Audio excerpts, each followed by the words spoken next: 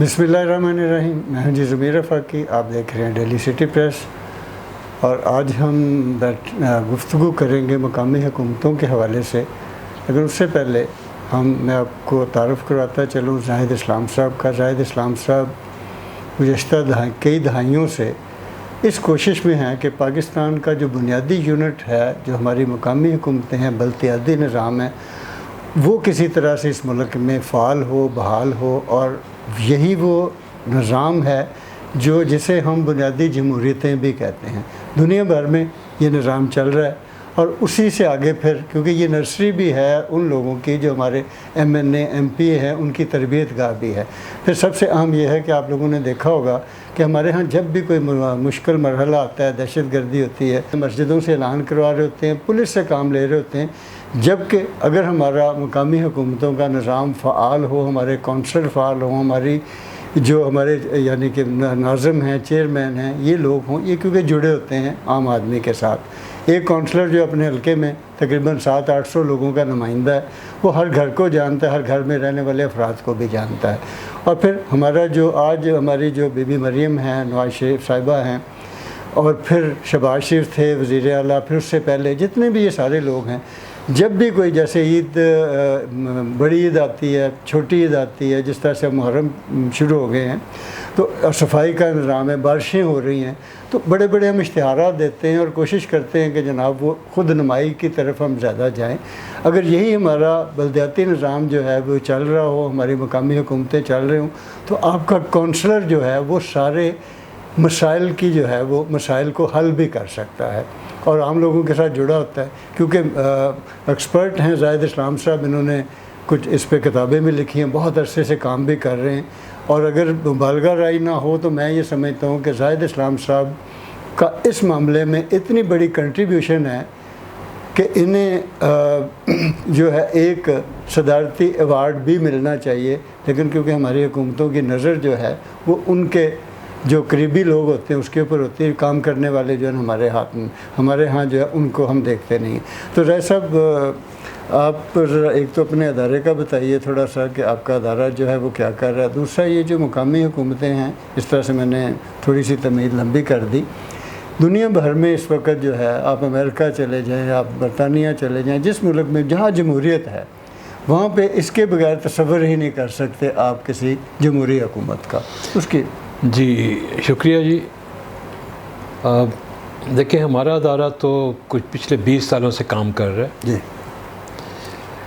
हम बुनियादी तौर पर पाकिस्तान में शहरियों को बाखबर शहरी बनाने की कोशिश करते हैं। बाखबर शहरी कि वो अपनी सोसाइटी के बारे में, अपने मुआशरे के बारे में उनको मुकम्मल आगाही हो जी, और वो पूरी मालूमात के साथ इस मुल्क की गवर्नेंस में, हुक्मरानी में, मुआशरत में अपना ज़िम्मेदारी अदा कर सकें जी। हम बुनियादी तौर पर Pakistan free and fair election network के मेंबर हैं जी। इलेक्शंस की ऑब्जर्वेशन करते हैं, जो इलेक्टोरल प्रोसेस है उसकी ऑब्जर्वेशन करते हैं और अपनी रिकमेंडेशंस बनाते हैं कि इलेक्टोरल लॉज में इम्प्रूवमेंट हो सके। ठीक है। दूसरा हमारा काम यह है कि हम मुकामी हुकूमतों में सिटीज़न एंगेजमेंट के ऊपर फोकस करते हैं जी। क्योंकि हमारे ख़्याल में कोई भी दुनिया की मुकामी हुकूमत दो उसकी खसूसियात हैं जी। एक उसकी खसूसियत ये है कि उसमें नुमाइंदा लोग हों, मुंतखब लोग हों, मुंतखब कौंसलें हों उसकी जी। और दूसरी उसकी खसूसियत ये है कि उसमें शहरियों की शराकत हो जी। और उसके इख्तियारात जो हैं वो निचली सतह के ऊपर एक्सरसाइज हो रहे हों जी। तो ये जो बुनियादी खसूसियात हैं ये हमारे आइन में भी इसको मुस्तहकम किया गया है जी। कि हमारे आइन में जो बुनियादी असूलों की पहली उसकी वजाहत है उसमें यह कहा गया है कि पाकिस्तान में मुकामी हुकूमतें होंगी आर्टिकल 32 में और उन उसमें मुंतखब इलाके के मुंतखब लोग होंगे और उन मुंतखब लोगों में ख़वातीन और मेहनत कशों की नुमाइंदगी यकीनी होगी। फिर इसी तरीके से आर्टिकल 7 की इंटरप्रटेशन है कि उसमें यह कहा गया है कि पाकिस्तान में वफाकी हुकूमत होगी, सूबाई हुकूमतें होंगी और मुकामी हुकूमतें होंगी और इसके बाद फिर 140A में आर्टिकल इसका आइन का वो सूबों को पाबंद करता है कि वो अपने अपने सूबे में कानून बनाएं और उसके ज़रिए मुकामी हुकूमतें इस्टेब्लिश करें और उन मुकामी हुकूमतों को सियासी, इंतज़ामी और मालियाती खुद मुख्तारी दें। ठीक। तो ये बुनियादी बातें हैं जो हमारी आइनी मजबूरी है। ठीक है। वैसे अगर आप पॉलिटिकल साइंस में देखें और जमहूरी दुनिया भर की जमहूरियतों को देखें जी, तो ये जो महज़ब कौमें हैं, मॉडर्न जमहूरियतें हैं, उसमें अवाम को जमहूरियत का समर मिलता ही मुकामी हुकूमतों के ज़रिए। यस। कि किसी मुल्क में मुकामी हुकूमतें जितनी फ़ाल होंगी, जितनी वो बेहतर होंगी और जितनी वो उनकी कारकर्दगी भी बेहतर और जो उनके ज़रिए जितनी खदमात मुहैया होंगी, अवाम उससे मुस्तफ़ीद होंगे और अवाम जमहूरियत का बेहतर समर उठा सकते हैं। जी। तो इसलिए महज़ब मुल्कों में मुकामी हुकूमतों को बहुत अहमियत दी जाती है और कोई भी मुल्क दुनिया का ऐसा नहीं है कि जहाँ पे मुकामी हुकूमतें ना हों। जी।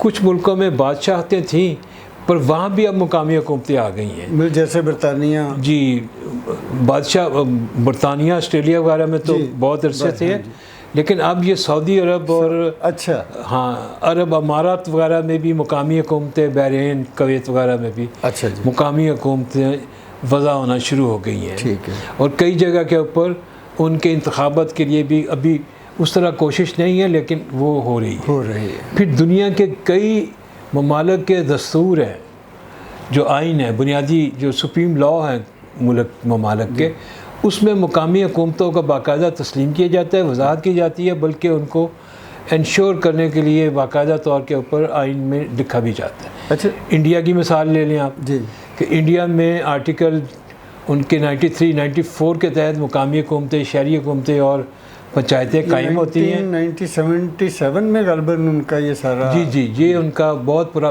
पहले से नहीं है, मगर अब कुछ अर्सा पहले से है, पर अब भी उसको बहुत साल हो गए, 20-22 साल हो गए। तो उसमें मुकामी हुकूमतें बनती हैं, मुंतखब लोगों की पंचायतें बनती हैं, और बल्कि उसको में इंश्योर किया गया है कि पंचायतों के अंदर 1/3 नुमाइंदगी औरतों की हो। जी। तो इस लिहाज से पाकिस्तान के आइन में भी इसका जिक्र है जी। और दुनिया के कई ममालिक में आइन का जिक्र नहीं है जी। लेकिन उसके बावजूद मुकामी हुकूमतें बहुत मजबूत हैं। मिसाल के तौर पे जैसे बरतानिया है, बरतानिया में तहरीरी आइन नहीं है मगर मुकामी हुकूमतों का निज़ाम बहुत ही मजबूत है। जर्मनी है, उसके आइन में मुकामी हुकूमतों का अलग से उसका जिक्र नहीं है मगर मुकामी हुकूमतें मौजूद हैं। तो इस तरीके से अमेरिका भी, जी, अमेरिका की मिसाल उसमें ले लें, और मुकामी हुकूमतें बाख्तियार भी होती हैं और बहुत पावरफुल। यानी हम ये कह सकते हैं कि जितने तरक्की याफ्ता मुल्क हैं, जितने कामयाब मुल्क हैं, वहाँ पर मुकामी हुकूमतों का वजूद जो है वो नागज़ीर है, उसके बगैर वो चल नहीं सकते। जी, उसके बगैर चल नहीं सकता। और फिर बाकी कई ममालिक में, जर्मनी में, बरतानिया में, अमेरिका में जो टैक्स पेयर्स से पैसे जमा होते हैं, वो नेशनल रेवेन्यू होता है, उसमें मुकामी हुकूमतों का शेयर होता है बाकायदा जो उनको मिलता है। तो हम क्यों इस दुनिया में मॉडर्न दौर में हम पीछे हैं, और हमारी बदकिस्मती ये है कि पाकिस्तान में मुकामी हुकूमतों का निज़ाम तो पाकिस्तान, इंडिया, बांग्लादेश, नेपाल, श्रीलंका एक ही वक्त में है, कोई ये अंग्रेज़ के ज़माने में आया है। जी जी। लेकिन इसमें तसलसल पाकिस्तान में कायम नहीं रखा। अच्छा, इसकी वजह सर? इसकी बड़ी वजह ये है कि पाकिस्तान में जमहूरी अमल जो है वो कायम नहीं रह सका। एक बात, दूसरी उसका तसलसल कायम नहीं रह सका। दूसरी, इसमें फ़ौजी हुकूमतें आती रही हैं। लेकिन सर ये बड़ा अजीब है कि फ़ौजी हुकूमतों में तो बलदियाती निज़ाम कायम रहा किया है, लेकिन इसमें जो हमारी पॉलिटिकल हुकूमतें होती हैं उसमें ये काम नहीं कर रहा था।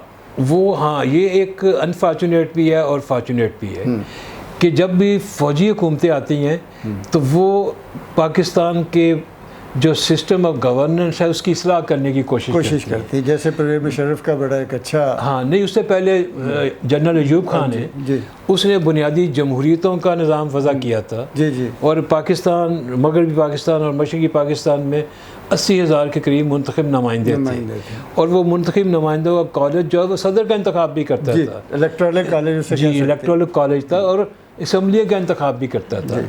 और फिर उसके बाद जो वो अयूब खान का निज़ाम बड़ी देर तक चलता रहा और ये मुशर्रफ ने आके उस निज़ाम को बदला तो उसने ज़िली हुकूमतों का तसव्वुर ले आया हाँ जी। और उसमें थोड़ी सी और इम्प्रूवमेंट कर दी।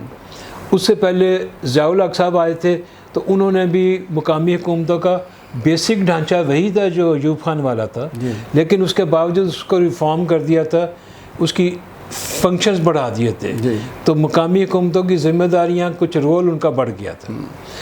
तो फिर पाकिस्तान में मुकामी हुकूमतें, उनमें एक दो और बातें हैं।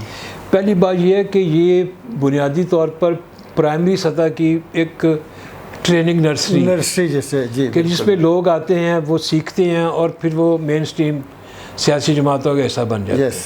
हमारे कई वज़ीर आज़म, कई वज़रा हमारे जो इसी तरह मुकामी हुकूमतों से गुज़र के आए हैं। दूसरी बात ये है कि मुकामी हुकूमतों से अवाम को अपनी मुकामी सतह की रहनुमाई मिल जाती है, लोकल लीडरशिप पैदा होती है और वो लोकल लीडरशिप जो उनकी रोज़मर्रा की ज़रूरियात को एड्रेस करती है, क्योंकि आम शहरी की जो रोज़मर्रा की ज़रूरियात हैं, जिसका उसको पाला पड़ता है सुबह सो के उठने से लेके रात तक, वो सारा का सारा मुकामी हुकूमत से लेके वासा तक, वासा से लेके थाना कचहरी तक, बिल्कुल वो मुकामी हुकूमत का दायरा काम है। तो अगर मुकामी हुकूमतें मुंतखब लोग होंगे, मुकामी हुकूमतें फंक्शनल होंगी, अच्छी होंगी, बाख्तियार होंगी, उनके पास ज़राए होंगे, तो ज़ाहिर है लोगों की सहूलियात में इजाफा होगा और जमहूरियत का समर हकीकी मानों में मिलता है इस तरीके। यस, अच्छा, आपने सर ये अपना इस पे बुक भी लिखी हैं, किताबें भी लिखी हैं जी जी, और रह ये अवेयरनेस आगाही है और हुकूमतों तक एक पैगाम पहुंचाना भी है। जो आपने भी बात की है, आपको याद होगा जो आपने भी फरमाया है कि ये ज़ाहिर एक बुनियादी नर्सरी है। आज हमारा MPA जो इस वक्त कौमी असम्बली में हों, सेनेट में हों या इसमें पंजाब असम्बली या सूबाई असम्बलियों में हों, उनमें मेरा ख्याल है कि शायद ही कोई होगा जो नीचे से अपनी ट्रेनिंग के ज़रिए गया हो और इन्होंने करनी होती कानून साजी। और हमारे यहाँ पता नहीं, ये समझ नहीं आती कि ये क्यों नहीं इस निज़ाम को जो है वो बस ये तो सियासी जमातों से पूछे कि वो क्यों नहीं लेके आते। अभी पाकिस्तान के 3 सूबों में मुकामी हुकूमतों का निज़ाम कायम है, पंजाब में नहीं, फंक्शनल है, पंजाब में नहीं, और तीनों सूबों में मुकामी हुकूमतें इलेक्शंस हो चुके हैं जी, गो के ताख़ीर से हुए हैं, तसलसल से नहीं हुए, लेकिन हो चुके हैं और वो वहाँ काम कर रही हैं, गो के उनमें बहुत से सवालात हैं। पंजाब में प्रॉब्लम है कि यहाँ पर सियासी स्टेबिलिटी नहीं रही। पहले एक हुकूमत थी, 2018 के इलेक्शंस में बरसकदार आई, तो उन्होंने आके मुकामी हुकूमतों का अपना निज़ाम बनाया। फिर जो 2013 में आई थी उनका अपना निज़ाम था और 2018 में जो आई थी उसने 2013 के निज़ाम को वाइंड अप कर दिया 1 साल के अंदर और अपना नया कानून लेके आएगा, स्ट्रक्चर ही बदल दिया, पर उसके तहत इलेक्शंस नहीं हुए तो उनका अपना बहरान शुरू हो गया। फिर 2022 में 2 हुकूमतें आ गई, एक कुछ अरसे के लिए, एक कुछ अरसे के लिए, तो दोनों ने आके अपना अपना कानून बना लिया और कानून पे अमल दरामद रोक दिया कि कानून के मुताबिक ना तो मुकामी हुकूमतें बनी ना इलेक्शंस हुए। इलेक्शन कमीशन पंजाब में 4-5 दफ़ा इलेक्शंस कन्वीन करने के लिए कोशिश कर चुका है, इलेक्शन शेड्यूल भी आ चुका है। सुप्रीम कोर्ट ने भी ये जी, सुप्रीम कोर्ट ने भी कहा, सुप्रीम कोर्ट ने बहाल भी किया और ये फिर भी नहीं हो रहा। अब क्यों नहीं हो रहा, ये इनके सोचने की बात है, क्योंकि जो जमहूरी कुव्वतें हैं उनको ये जो फ़ौजियों ने अपने हाथ में ले रखा है, अपना क्रेडिट ले रखा है कि वो मुकामी हुकूमतें बनाते हैं, उसका मुकाबला करना चाहिए और उसको तब्दील करने में मदद करनी चाहिए। बल्कि क्या ये ऐसा नहीं कि मतलब अगर हमारी जो ये मुकामी हुकूमतें हैं ये फ़ाल हों, काम कर रही हों, तो ये जो हमारी सूबाई हुकूमतें हैं, वज़ीर आला है, वज़रा है या कौमी हुकूमत जो होती है, वफाकी हुकूमत, ये उसको भी स्ट्रेंथन नहीं करते, उनको उसको स्ट्रेंथन करते हैं। देखें ना, अभी ये आटा तकसीम किया उन्होंने, अब वो आटा मुकामी हुकूमतों के जरिए तकसीम किया। ये डेंगू की टीमें बनती हैं, पोलियो की टीमें बनती हैं, मुकामी हुकूमतों की शमूलियत के साथ होता है। तो अब काम सारे का सारा होता है पर सेंट्रलाइजेशन के साथ होता है, इसमें इख्तियारात को नीचे नहीं लेके जाते, ना ये इख्तियारात को शेयर करते हैं। तो उसकी वजह से ये मुकामी हुकूमतें दबी रहती हैं और नज़रअंदाज रहती हैं।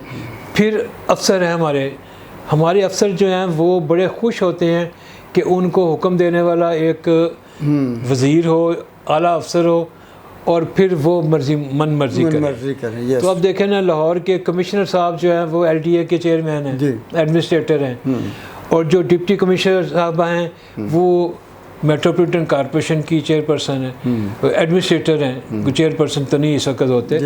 अब ये जो एडमिनिस्ट्रेटर हैं ये उनकी एडिशनल जिम्मेदारी हैं, ना वो मुकामी हुकूमतें ठीक चल रही हैं और ना उनके पास इतना टाइम है कि वो उसके ऊपर कोई बेहतर प्लानिंग कर सकें, मनसूबाबंदी कर सकें। सही है, चला रहे हैं। और आप दिलचस्प बात है कि ये जो 2013 के कानून बना था, जी, उसके तहत इलेक्शन 2015 में हुए थे। हाँ जी।